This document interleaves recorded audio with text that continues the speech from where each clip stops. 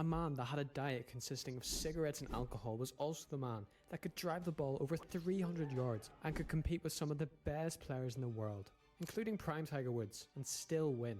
It just made no sense. But why?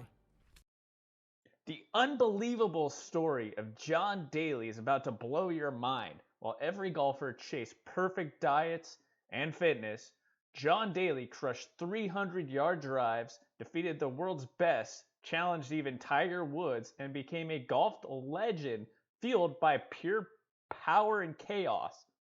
From miracle major victories to one of the wildest careers in golf history, this is the incredible rise and fall of John Daly that every golf fan has to see. Subscribe now for daily YouTube golf videos, and welcome to YouTube Golf Rewind. Well, to answer that, we have to go all the way back to 1987, where a young John Daly left college early to pursue a career in golf. Before this, Daly had been playing golf from the age of 5 and looked up to the likes of Jack Nicklaus, wanting to replicate his success. He was starting to be recognised as exponentially strong compared to those around him.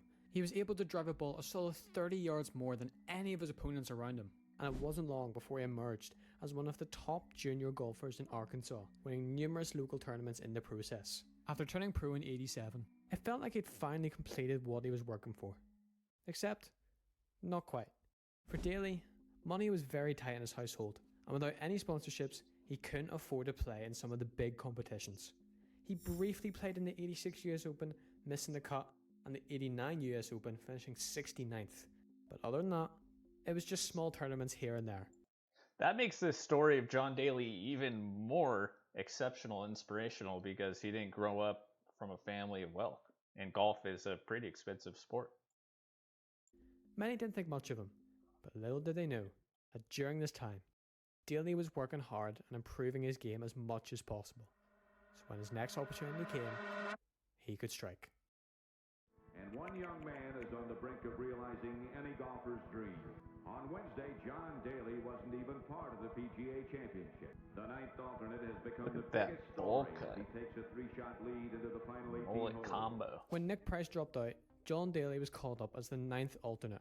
He immediately drove down to Crooked Stick Golf Club where the major was held and teed off at his first ever PGA Championship. He had never played the course before, he had no time to practice, and he didn't even have a caddy.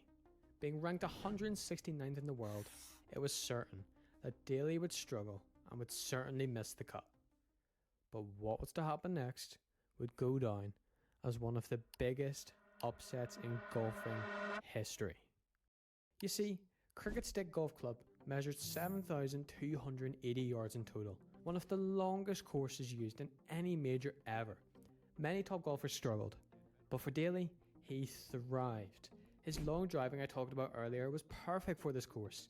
He managed to drive an extra 20 to 30 yards compared to anyone else on the course. An extra 20 to 30 yards can give you a pretty good advantage. I mean, that's the difference between a wedge and like an 8-iron. Jack Nicklaus himself couldn't believe the power Daly managed to generate, saying to himself, "I don't know who he reminds me of. I haven't seen anybody who hit the ball that far." Daly racked up a 69 in the first round, 2 under, putting himself in early contention despite nobody expecting him to. But it was Friday's round that changed everything for him as he shot a 67, putting him 8 under par with a solo lead. Instead of playing it safe like other players, he attacked every single hole. Unfortunately, it paid off. Saturday and Sunday showed he was able to cope under the pressure, and the inexperienced John Daly finished at 12 under, shaking the golfing world and making history, lifting the PGA Championship. Before this tournament, John Daly was a name that nobody had heard of, but in the space of just 4 days, he had become one of the biggest talking points in golf. He had a cult-like fan base and attracted people that before this had never watched golf before. I think we really need to grasp how strong this guy really is. At the time, the average driving distance on the tour was about 260 yards, but Daly, he was averaging over 280, outdriving opponents by a solid 20 to 30 yards. His swing was something that nobody had ever seen before. The massive shoulder turn and huge overswing is something that you'd never be told to do. And yet, he made it work. With all this overnight success, he managed to climb up the world rankings from 169th to 47th and began to perform well on the PGA Tour, winning the BC Open in '92 and the Bell South Classic in '94. However, many began questioning his consistency in big majors, since his Yeah, the consistency is going to be one thing when you have that big of a rotation in your backswing and you're swinging that hard. And I mean, clearly he was ahead of everyone on tour, but that's probably going to come with a little bit of inconsistencies. It's still just impressive that he was able to be so consistent to win these in the first place. 1991 PGA win, the 3 years following were very up and down. Problems began to rise about his behaviour, and he was even suspended from the PGA in 1993 after missing a birdie putt at a PGA Tour event and simply walking off the course.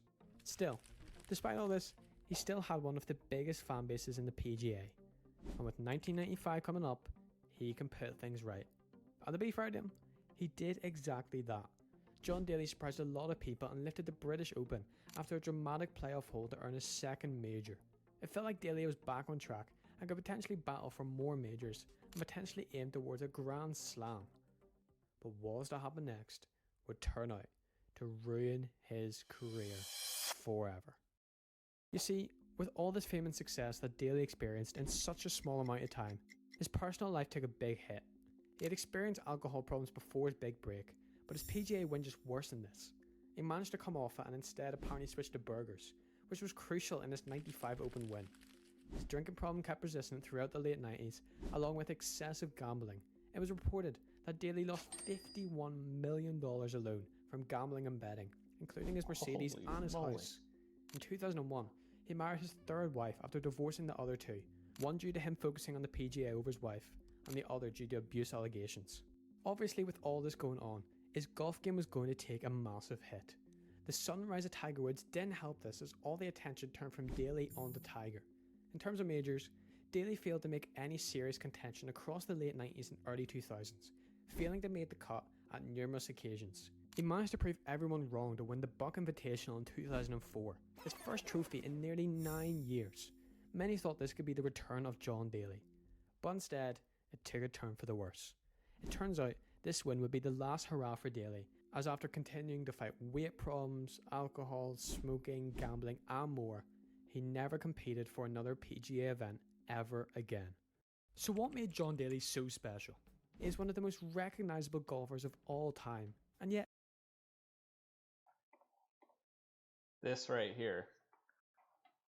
Look at this. Holy beard, that's insane. That is goals, honestly. recognisable golfers of all time, and yet he's won just 2 majors and only managed a career best world ranking of 23rd. Why is he so well remembered? I mean, he had an unbelievable talent. He was such a long hitter. You know, if he would just stayed out of his own way, he would have a lot more success than he did, I assume. Well, it's simple. John Daly changed the world of golf. Before 1991, golfers were very smart, well polished, well dressed, and good mannered. Daly, he showed up with a blonde mullet, mustache, and a big build.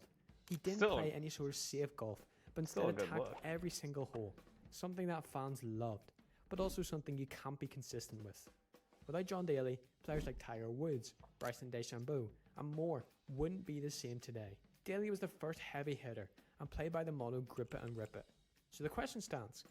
Yeah, he definitely paved the way, especially what we're seeing with Bryson and all of the other hitters. Is like everyone's hitting the ball way too far. They even talked about it at Augusta that they wanted to use the golf balls that fly less far because everyone's just hitting it too far. And Daly definitely paved the way for that. Does John Daly go down as a top 10 golfer of all time? What do you think? Leave your thoughts down below, and why not check out this video? So there you have it, guys. John Daly, unbelievable 300-yard drives, defeating the best, even the likes of Tiger Woods, a golf legend, who kind of got in his own way through gambling and his alcoholism. So if you like these type of videos, we're breaking down all of YouTube golf. We drop videos every day. Make sure you hit that subscribe button and like button, and we'll see you in the next one.